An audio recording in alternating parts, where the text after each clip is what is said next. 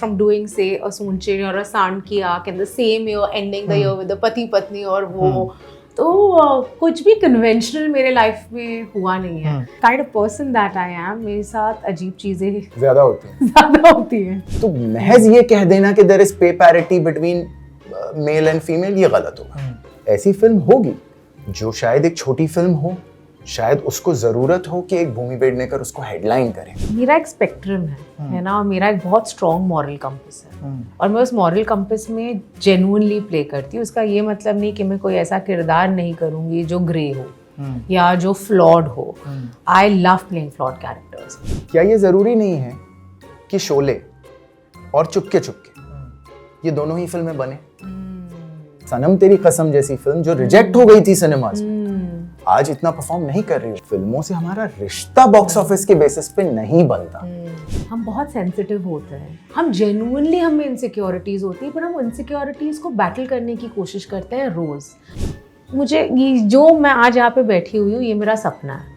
I genuinely her release के पहले बस ये लगता है कि यार, according to you Indian cinema में क्यों आज भी फीमेल एक्टर्स की सैलरी मेल एक्टर्स के बराबर नहीं है? हेलो, हाय, आदाब, नमस्कार, सत श्री अकाल. आप देखना शुरू कर चुके हैं बॉलीवुड बबल और मेरा नाम है अविनाश पाल.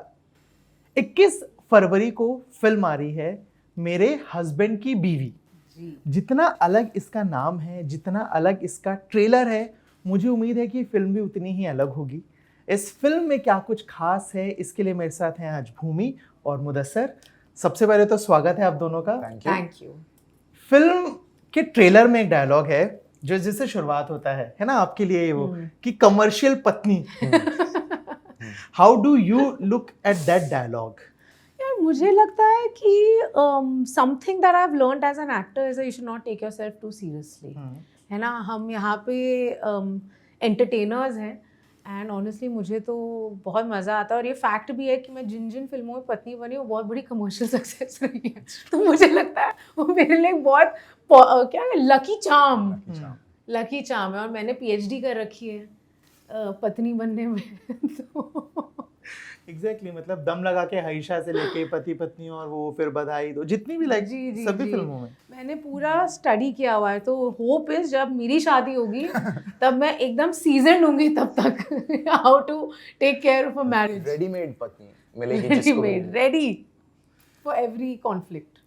ट्रेलर आगे बढ़ता है, एक दूसरा डायलॉग आता है कि जितनी भी अजीब चीजें होती हैं सब आप ही के कैरेक्टर के साथ हो रही हैं. रियल लाइफ में कुछ ऐसे बहुत अजीब सा हुआ है? सर, मेरी लाइफ में हर चीज अजीब ही हुई है. बहुत अजीब होती है.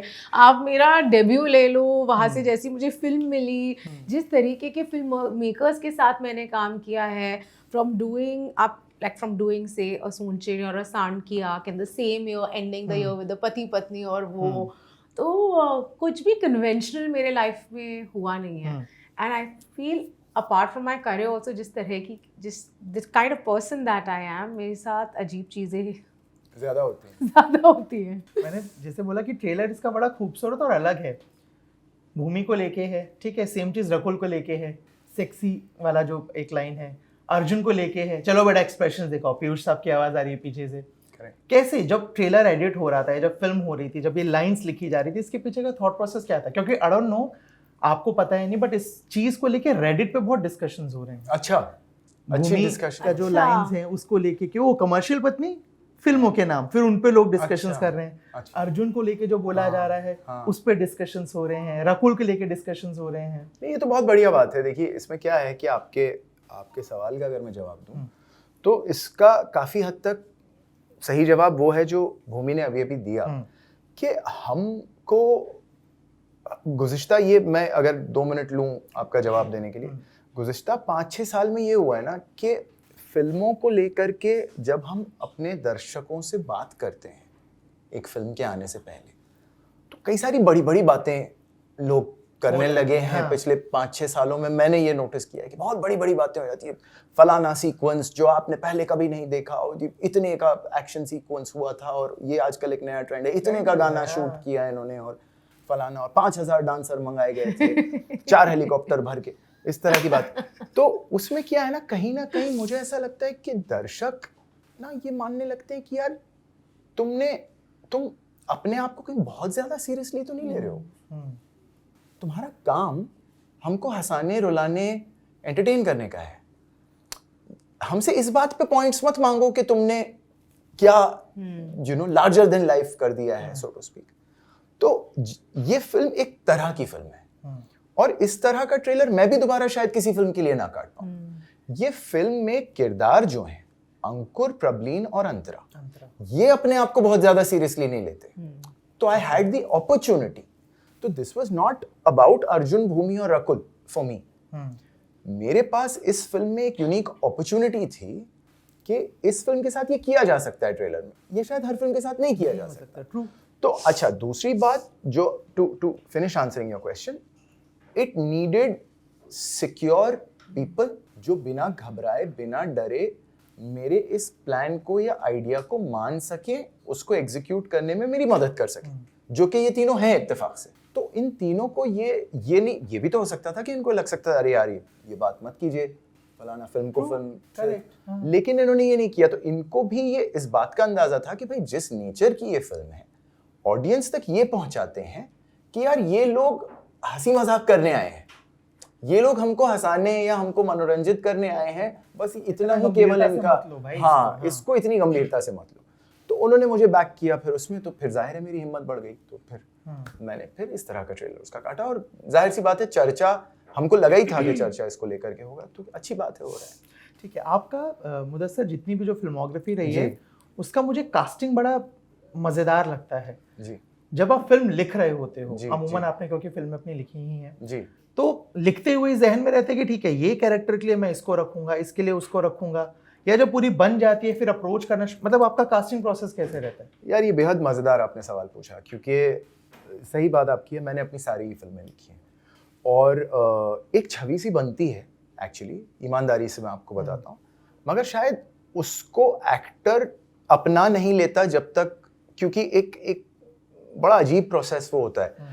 आप भी ना कैरेक्टर को ओन करते हैं बहुत वक्त तक, तो आपको बहुत प्यार हो जाता है उससे, फिर आप बहुत संकोच से उसको बांटते हो किसी के साथ, पोजेसिव हो जाते हो आप उसको लेकर के, तो वक्त लगता है एक एक्टर का चेहरा शायद आने में, मगर एक छवि सी बन जाती है कि प्रबलीन ऐसी सी दिखती होगी, अंकुर ऐसा सा होगा, ऐसा बिहेव करता होगा, अंतरा ऐसी सी दिखती होगी, इस तरह के कपड़े पहनती होगी, तो वो बनने लगता है। और फिर आहिस्ता आहिस्ता, क्योंकि मैं कास्टिंग डायरेक्टर्स का बहुत ज़्यादा सहारा नहीं लेता, हालांकि मुझे बहुत फ़ख्र है जो तरह का काम कास्टिंग डायरेक्टर्स कर रहे हैं उस पर, लेकिन मैं फिर उन एक्टरों की ज़बान थोड़ा सा मैं बहुत ध्यान देता हूँ ज़बान पे फिल्मों में, डायलॉग लिखते वक्त। तो फिर जो सेकंड चीज़ दिमाग में आती है वो ये है कि यार ये बोली करेक्टली कौन एक्टर एग्जीक्यूट करेगा, और फिर कहीं जा कर के फिर एक एक्टर और उसका चेहरा और उसके हाव भाव फिर आने लगते हैं, और फिर मैं उनको अप्रोच करता हूँ। भूमि, एक चीज़ आपसे, जितना मैं अभी तक सिनेमा को समझा हूँ, किसी भी एक्टर या एक्ट्रेस की लाइफ को समझा हूँ, आप कौन सी फिल्म एक्सेप्ट कर रहे हो इससे ज़्यादा ज़रूरी है कौन सी फिल्म रिजेक्ट कर रहे हो। जी। क्योंकि अगर आपने 10 फिल्में की हैं, 20 की हैं, तो आपके पास 50-100 के और ऑफर आएंगे जो आपने मना किया है। फिल्म रिजेक्ट करना कितना मुश्किल है, क्योंकि जो भी आपको ऑफर दे रहा है वो आखिरी डायरेक्टर नहीं है, वो और भी फिल्में बनाएगा, इस बार मना कर दिया तो कोई इसका ईगो बढ़ गया, कैसे मना करना कितना मुश्किल है फिल्मों को? ऑनेस्टली मेरा एक स्पेक्ट्रम है ना, और मेरा एक बहुत स्ट्रॉन्ग मॉरल कंपस है, और मैं उस मॉरल कंपस में जेन्युइनली प्ले करती हूँ। उसका ये मतलब नहीं कि मैं कोई ऐसा किरदार नहीं करूँगी जो ग्रे हो या जो फ्लॉड हो। I love playing flawed characters, लेकिन ओवर एंड अबव दैट भी मेरा सर्टेन चीज़ें हैं कि फिल्म की पॉलिटिक्स क्या है, उसकी आइडियोलॉजी क्या है, for me that is very important. और कई बार होता है कि ऐसी पॉट बॉयलर फिल्में आ जाती है और बड़े बड़े प्रोजेक्ट आ जाते हैं जहाँ पे शायद पैसे भी आपको बहुत मिल रहे हो और आपको पता है शॉर्ट हिट हो, लेकिन उसमें शायद फिर मेरा काम उतना ना हो, बिकॉज एक टोन होता है पॉट बॉयलर कमर्शियल फिल्मों का, लड़कियों के लिए जेन्युइनली उतने ऑथर बैक्ड पार्ट्स नहीं लिखे होते, और वो करने में मुझे मज़ा नहीं आता। मैंने किया हुआ है एक आधी बार, और तब मुझे रियलाइज हुआ I hate being a part of that process. तो मैं जेन्युइनली वही पिक्चरें करती हूँ जिनको पढ़ के मुझे एक्साइटमेंट होती है, बिकॉज पढ़ते पढ़ते ही ना I start visualising myself as the character, and then of course the film maker that I want to do this with. कई बार होता है कि आप फिल्म मेकर पे इतना ट्रस्ट करते हैं कि आपको ये पता है कि pure justice will be done to the film, to the characters, and not because Mudassar sir is sitting over, but because this is my second film. Like उनके साथ मुझे ये पता है कि वो जो भी फिल्म मेरे पास लेकर आएंगे, because he values me as a performer and he values me as an actor first, everything else comes later. I will never feel wronged. और एक्टर्स ना बहुत फ्रैजाइल होते हैं, हम बहुत सेंसिटिव होते हैं, हम जेन्युइनली हमें इनसिक्योरिटीज़ होती है, पर हम इनसिक्योरिटीज़ को बैटल करने की कोशिश करते हैं रोज़. So for me in an environment जहाँ पे मैं वो इनसिक्योरिटीज़ को सेफली बैटल कर पाऊँ बहुत इम्पोर्टेंट है. तो मेरा वही प्रोसेस है. एंड फॉर्चुनेटली अभी तक मैं किसी ऐसे फिल्म मेकर से मिली नहीं हूँ जिनकी फिल्म मैंने ना की हो और वो दोबारा ना आए हो. और मुझे वैसे भी लगता है अगर आप ऐसे इंसान हैं जिनका ईगो इतना बड़ा हो, तो हम तो आर्ट क्रिएट कर रहे हैं, वी आर आर्टिस्ट, तो उसमें फिर ये कोलैबोरेशन वर्क ही नहीं करेगी. बिकॉज मैं प्योरिटी से, my process is very purity led, और अगर फिल्म मेकर का प्योरिटी लेड प्रोसेस नहीं होगा तो वैसे भी हमारा ताल, like our vibrations won't match, तो मैं उनके लिए राइट फिट वैसे भी नहीं. जो आपने चीज़ बोली उसमें से दो चीज़ें जहन में आई. पहला, आप किस तरह की एक्ट्रेस हो? जो पूरी बुक आता है, ड्राफ्ट आता है 90, 100, 150, 200 पेज का, वो पढ़ते हो, या ऐसे रखा कि कोई नरेट कर दो? नहीं यार, I love reading. I love reading because I can't visualise myself till I don't read. And I think जब आप पढ़ते हो ना तो बहुत सारी नुआंसेस होते हैं जो आप समझ पाते हैं. Just not about you, it's also about the other characters. कई बार जैसे मैंने पति पत्नी और वो की नरेशन ली थी, वो नरेशन थी because you also enjoy narrating. You love narrating. मुझे याद है हम द क्लब में थे, ये फिल्म मैंने पढ़ी थी. उसके बाद क्योंकि कोविड में भी ये हमारी बात कोविड में हुई थी, तो it I also give the film maker the space. देखिए, because by the end of it उनका जो कंफर्ट हो, अगर वो नरेट करना चाहते हैं हम ओके होते हैं. ठीक है. दूसरी चीज़, आपने अभी जो जवाब दिया उसमें एक आपने वर्ड यूज़ किया, fees, salary. According to you, Indian cinema में क्यों आज भी फीमेल एक्टर्स की सैलरी मेल एक्टर्स के बराबर नहीं है? यार ये ना एक्चुअली सिनेमा की प्रॉब्लम नहीं है, ये अक्रॉस सेक्टर्स की प्रॉब्लम है ना. अगर आप एक सीईओ को भी देख lay off any large conglomerate, if she is a woman, she would be Fairlie, उनकी सैलरी कम ही होगी. तो और अगर मैं स्पेसिफिकली सिनेमा में आऊँ तो definitely there is a huge gap, है ना. और कई बार हम ये कह देते हैं कि जो एक्टर ज़्यादा बिजनेस लाता है, एंड वो बिल्कुल सही है, यहाँ पे सीनियरिटी की बात नहीं हो रही, पर मुझे लग रहा है I have been in places where I have achieved as much as my male costar and yet I have been paid way laser.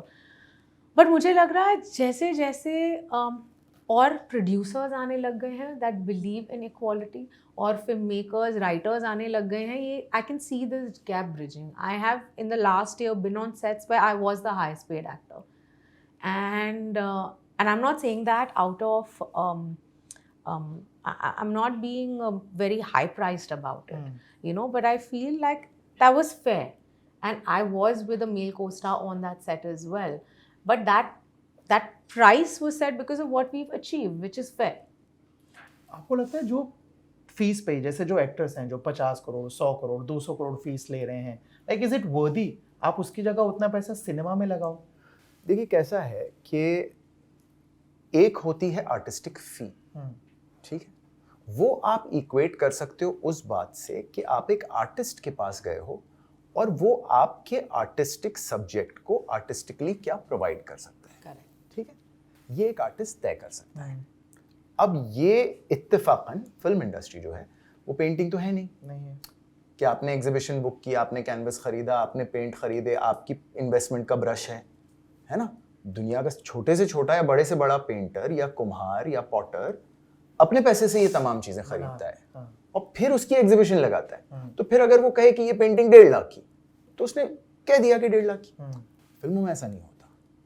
फिल्मों में पैसे किसी और के लग रहे हैं, रिलीज कोई और करने वाला है ना. तो art is a part, very important part, but art is a part of the entire chain. तो फी महज आर्टिस्टिक नहीं होती, फी कई चीजों पर डिपेंडेंट. तो महज ये कह देना कि there is pay parity between male and female, ये गलत होगा. ये थोड़ा सा, क्योंकि जैसे उन्होंने बहुत सही कहा, ऐसी फिल्म होगी जो शायद एक छोटी फिल्म हो, शायद उसको ज़रूरत हो कि एक भूमि पेडनेकर उसको हेडलाइन करे, उस केस में प्रोड्यूसर कभी संकोच नहीं करेगा कि Bhumi is the highest paid actor on the set. Unlike she correctly said, वहां पे कोई मेल एक्टर होगा जो उनसे कंपेयर। तो ये ना तो उनकी आर्टिस्टिक एबिलिटी पे कोई कमेंट है, फर्स्ट ऑफ ऑल, अग्री। ये उस प्रोड्यूसर की उस जर्नी का एक हिस्सा है। ये मैं बेस्ट संक्षिप्त में जो आपको बता सकता हूँ। बहुत बहुत उम्दा बताया, बहुत प्यारा बताया आपने।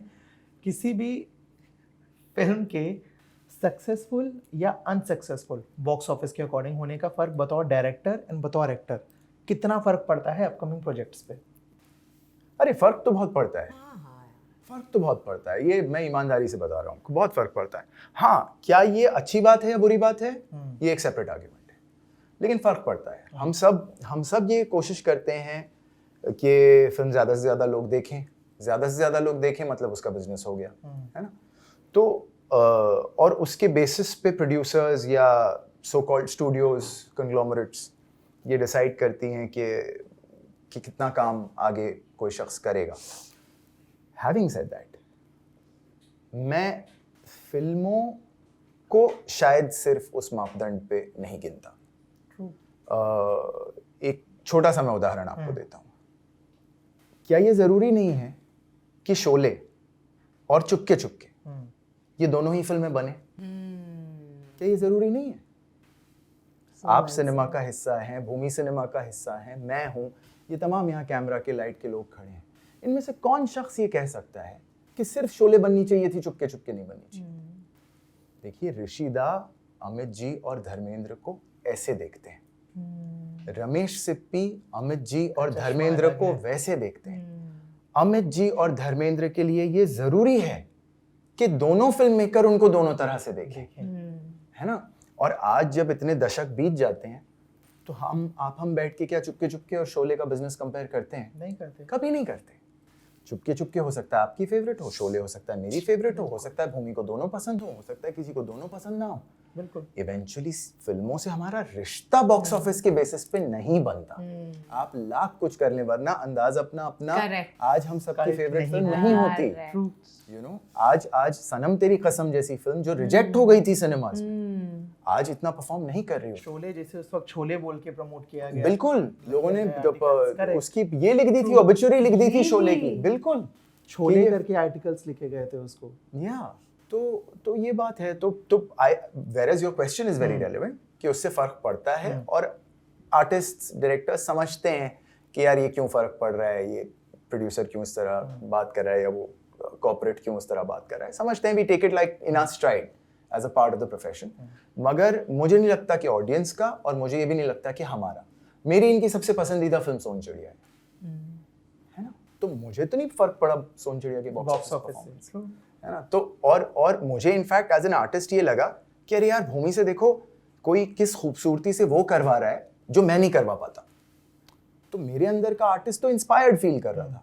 तो हु इज टू से कि is that a shining diamond in her filmography? But कहीं ना कहीं ये एक फर्क होता होगा ना, जैसे आपने बोला फर्क पड़ता है कि ये फिल्म हिट गई तो प्रोड्यूसर्स का बैकअप मिल गया, एक्टर्स को और भरोसा हो गया अगली फिल्म बनाने के लिए, बिल्कुल आ गया कि हाँ भाई मैं कर सकता हूँ। बिल्कुल।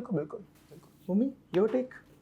I think he's answered it very well. Honestly, मैं इतना अच्छा ऐसे आर्टिकुलेट नहीं कर पाती जैसे मुदस्सर सर ने कहा, लेकिन यार क्या होता है ना, the times that we are living in, इतनी सारी voices है, इतने सारे opinions हैं, especially जब आप एक डिजिटल, अगर मैं अपनी खुद की जर्नी देखूँ, राइट, मुझे ये जो मैं आज यहाँ पे बैठी हुई हूँ, ये मेरा सपना है, ये बहुत मेहनत और बहुत मुश्किल से मैं यहाँ पे बैठी हूँ।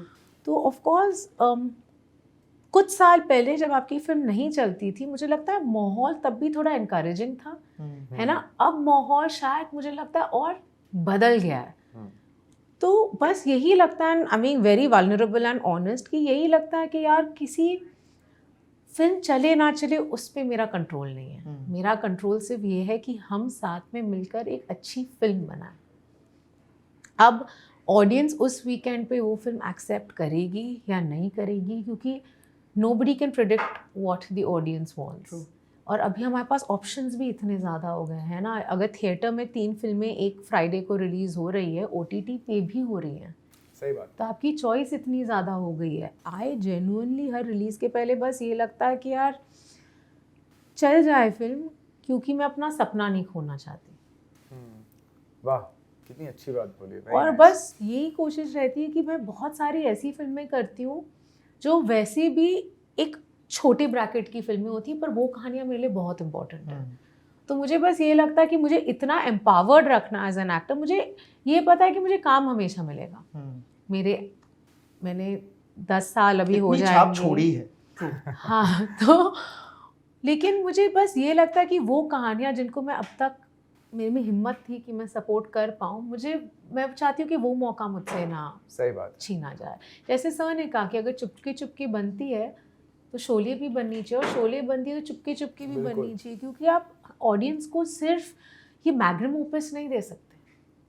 और ना आप मुझ पे वो बात, ना आप मेरी तरफ वो सवाल केंद्रित कर सकते हैं कि तुमको सुकुमार सिन्हा ज्यादा पसंद है या विजय, परिमल त्रिपाठी ज्यादा पसंद है या वीरू। मुझे दोनों चाहिए, दोनों पसंद मुझे है। दोनों चाहिए। दोनों की अपनी एक जर्नी, एक अलग लाइफ है। तो वो उसका मेजर बॉक्स ऑफिस से नहीं होना चाहिए, ये मैं मानता हूँ। सवाल और भी बहुत सारे हैं, बातचीत की इच्छा बहुत है क्योंकि, लेकिन वक्त का तकाजा है, तो फिलहाल इस बातचीत को यहीं विराम देते हैं। थैंक यू सो मच इस बातचीत के लिए। और आखिरी सवाल, ये फिल्म दर्शक क्यों देखें? You start.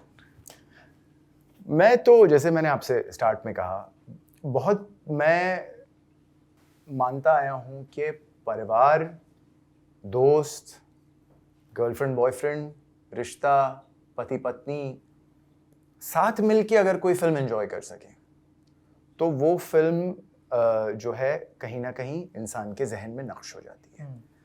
मेरा प्रयास ये होता है कि मैं उस तरह की फिल्में बनाऊं। ये उसी प्रयास की एक फिल्म है। जो आप अपनी माताजी के साथ जाएंगे तो आपको संकोच नहीं होगा, आप अपने पार्टनर के साथ जाएंगे तो संकोच नहीं होगा। तो मैं समझता हूँ कि एक ऐसी फिल्म जो आप कॉन्ग्रेगेशन, ग्रुप में एंजॉय कर सकते हैं, अगर आप वो देखना चाहते हैं तो मेरे हस्बैंड की बीवी उस तरह सी की फिल्म है कि आपको वो उस मामले में बिल्कुल मायूस नहीं करेगी, आपको मुस्कुराते हुए घर भेजेगी। ट्रेलर में आप एक फिल्म की एक छवि देख ही लेते हैं कि बहुत सारी कॉमेडी है, 2-3 एक्टर्स हैं जिन्होंने एकदम फ्रंट फुटेड कॉमेडी की है, जैसे मुदस्सर सर ने कहा, भरी हुई फिल्म है ना सर। मुझे इस फिल्म के बारे में, पति पत्नी, और जो उनका जॉनरा, जो एक खुद ब खुद इनका जॉनरा बनता जा रहा है फैमिली लेड कॉमेडीज़ का, आई थिंक मेरे हस्बैंड की movie is right up there. क्योंकि एक तो बहुत कम बार होता है कि अब लड़कियों को कॉमेडी करते देखते हैं, वो भी फ्रंट फुटेड कॉमेडी कर रही है, फिजिकल कॉमेडी कर रही है। जो रकुल का किरदार है और मेरा किरदार है, we are going at it with each other, है ना। एक बार वो कुछ जीतती है, मैं कुछ जीतती हूँ, मैं जीतती हूँ, वो जीतती है, हम एक दूसरे के पीछे पड़े हुए हैं और उसमें बहुत ज़्यादा मज़ा आता है।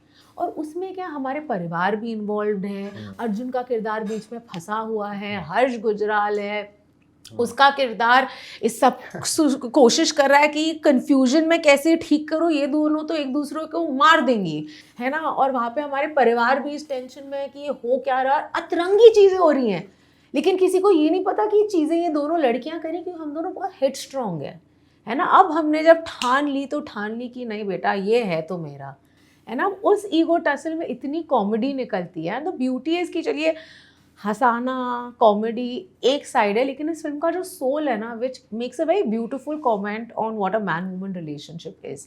कई बार आपके ब्रेकअप होते हैं, शादियाँ टूट जाती है, नहीं रह पाती, नए रिश्ते बनते हैं, लेकिन हर कहानी के 2 पहलू होते हैं, है ना। एंड आई थिंक मेरे हस्बैंड की बीवी की speciality, the biggest reason I did this film is because बहुत कम बार हमें ये किस किरदारों के different sides of a story सुनने को मिलता है जो आपको यहाँ पे मिलेगा। मेरा रीज़न ब्रेकअप का अलग होगा, आपका अलग होगा, पर ये ज़रूरी नहीं कि हम दोनों ही सही है, हम दोनों ही गलत है ना। तो crux of this film is a man woman relationship. इसलिए मुझे लगता है कि जो फैमिली कनेक्ट है वो तो है ही, लेकिन एक जो यूथ कनेक्ट होगा इस फिल्म का, वो इसी बात पे होगा।